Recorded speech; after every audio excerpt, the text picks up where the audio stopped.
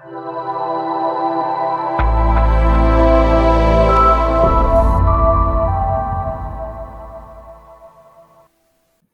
back, everyone, to the eCoreAcademy e-learning platform. Today, my name is AJay Raj, back with yet another geometry video for you all. Our lesson topic of focus is all about relationships between triangles and circles. So this is another continuation of our circles and conic sections unit, and we're going to be looking at extensively how triangles can correlate with circles and what are some of their similar properties that are shared amongst each other. But before we jump into that, please make sure to smash that subscribe button down below, hit that like button on this video, as well as turning on post notifications so you don't miss out on any of our latest uploads. And please feel free to leave your comments down below.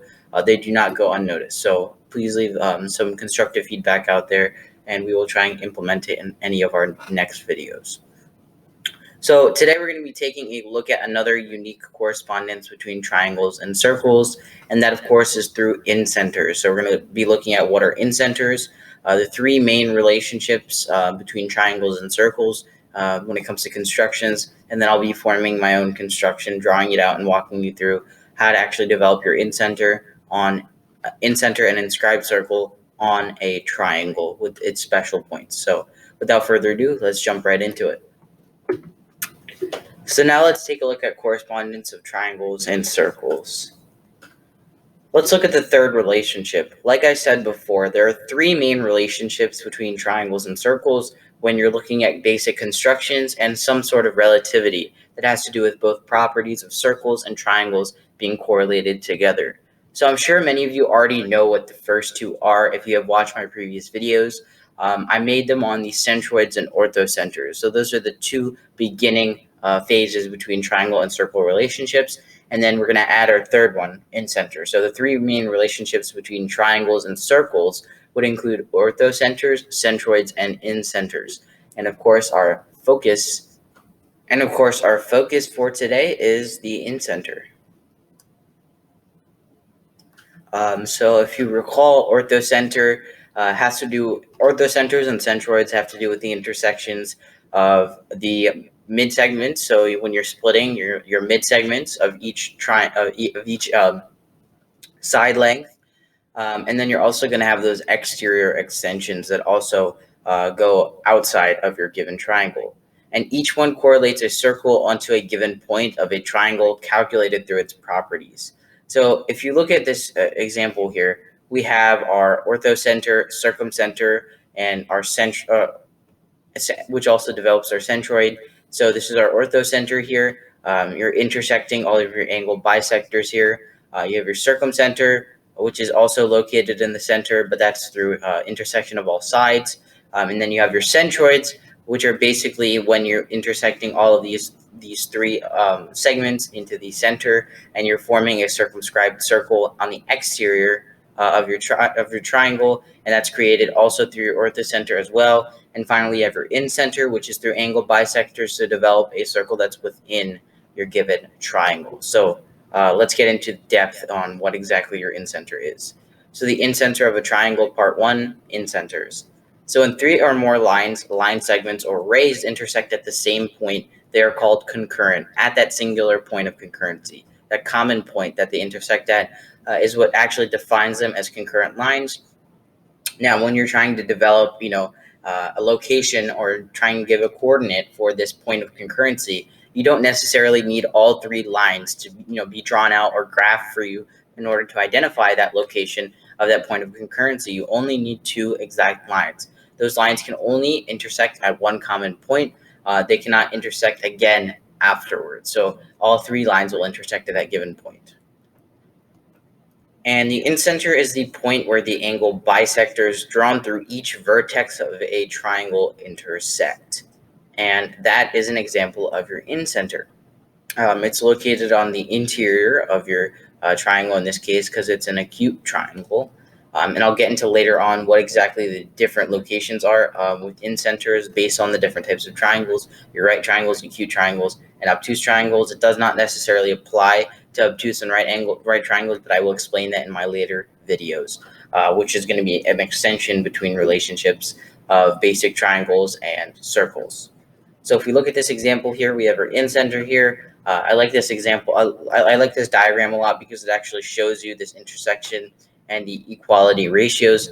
So we know that it's going to be intersecting each vertex, but it's also going to bisect each angle formed at all three vertices of your given triangle. If you're looking here at this top angle right here, this angle here was one giant angle formed, but now it's being split into two angles, which are now formed by three different angle marks, tick marks, you could say, and that actually shows their congruence. So it shows that these two angles are now congruent, split from one entire whole that used to be that vertex angle.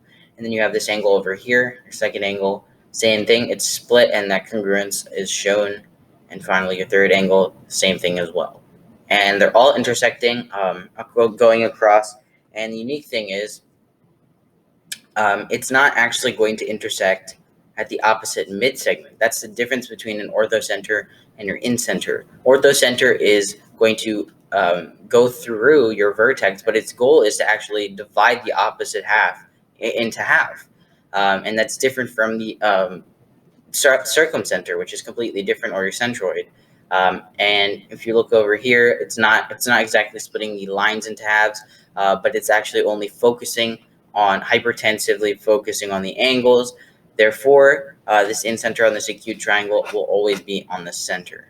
In the interior, not always the center, but it will be considered the center of your inscribed circle, which we will get into in our last slide. So moving on, incenter of a triangle, part 2. Let's look at inscribing. So an angle bisector is a line segment, or ray that divides an angle into two congruent angles. So we refer back to this diagram here. These are all our angle bisectors. So this line here is one of our angle bisectors. This one here, this one here, and this one here as well. Excuse me. Those are our three angle bisectors, and the incenter is just your intersection of angle bisectors.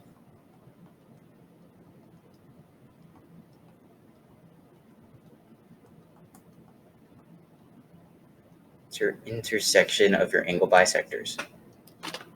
And I will show you how to calculate that on my last slide through constructions in which you utilize, your compasses, rulers, straight edges, and of course a writing utensil and stationery. So let's look at inscribing. So like I said, your incenter is developed through your line segment array. That's an angle bisector, and it divides an angle into two congruent parts, and it extends outwards, intersecting or making a point on the opposite side.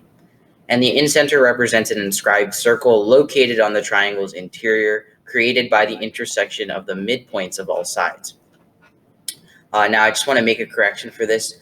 This is going to be for equilateral triangles only. I'll write that over here, actually. It's going to be equilateral triangles.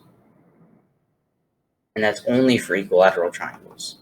However, with any other type of triangle, it's not going to be the midpoints of the sides. It's just going to intersect opposite sides. So if we look here, this is an example here. It seemingly intersects both sides, all sides in half, but it's actually not. This over here is your center here of it's your incenter center. And it's inscribed circle center. And if you look over here, we have this dotted circle outside. That's going to be your inscribed circle. And at the points of intersection on all sides, equilateral and special cases only. I'll say that, special cases only.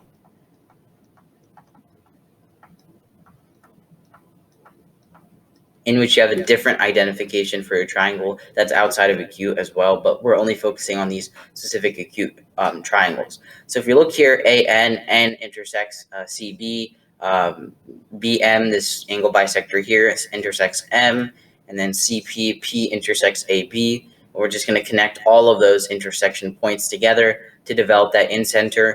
And the incenter is going to be the largest possible circle made inside. So incenter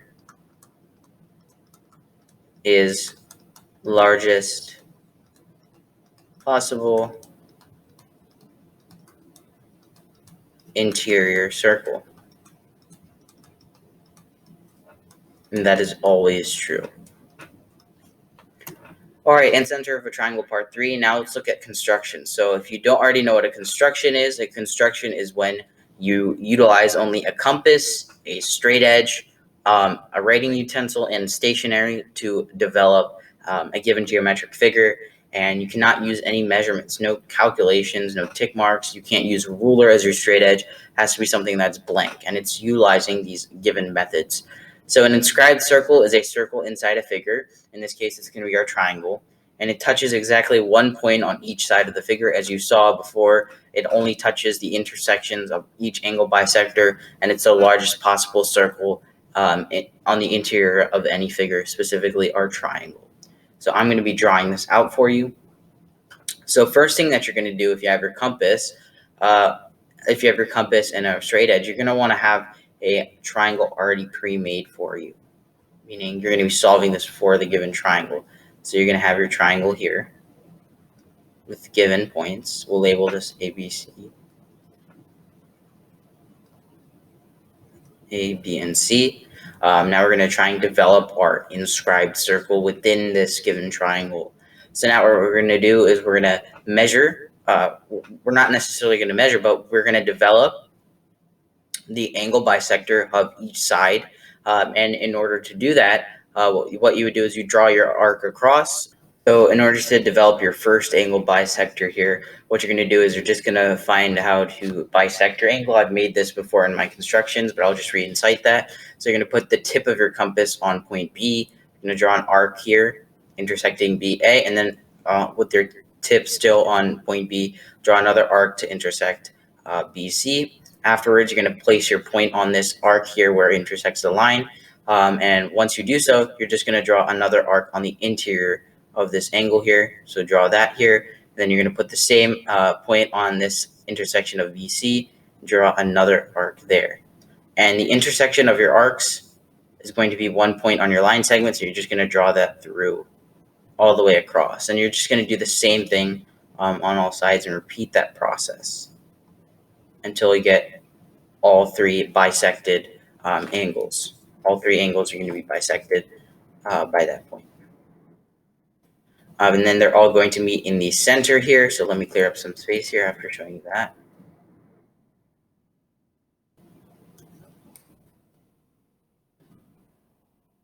Okay, so now they all meet at the center. Now what we're going to do is we're going to draw our central circle here with the center at this incenter or inscribed circle.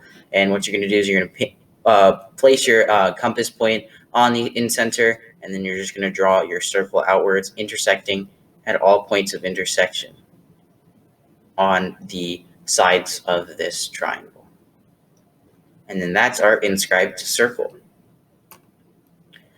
All right, everyone, I hope you all enjoyed. This has been the eCoreAcademy e-learning platform today. Please make sure to like and subscribe down below and turn on post notifications so you don't miss out on any of our latest uploads. Visit our website at www.ecoreacademy.org to see what kind of interesting content we have there. It's full unlocked access to what we as an online e-learning platform actually offer. We have integrated note sheets, quizzes, and worksheets that go along with each and every single one of our videos, organized into lessons under separate course and subject studies.